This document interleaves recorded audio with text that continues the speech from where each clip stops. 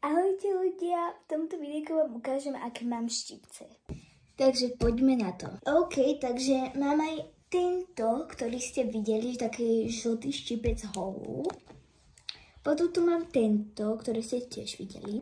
Ale tie som vám ukazovala, takže teraz si poďme pozrieť ostatné štipce, ktoré tu mám. Takže ako prvý tu mám tento štipec. Má takéto kamienky vnútri. Poviem pravdu, je celkom ťažký, lebo tie kamienky má to také železo.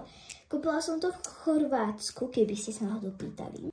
Potom ako ďalšie tu mám takéto dva isté štipce a rozmýšľam, že tento štipec dám mojej kamarátke. Vlastne tento štipec sa podobá s týmto, oni sú vlastne z tej istej sady. Mala som ešte taký jeden štipec, ale ten sa mi pokazil, už mám akej farby. A tieto štipce si dávam, keď idem do sprchy.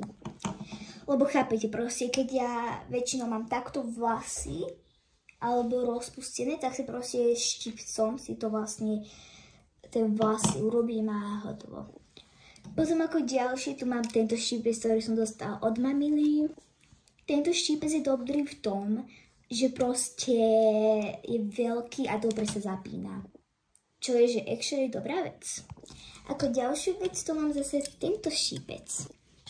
Tento štipec som dostala od mojich rodičov cez meniny.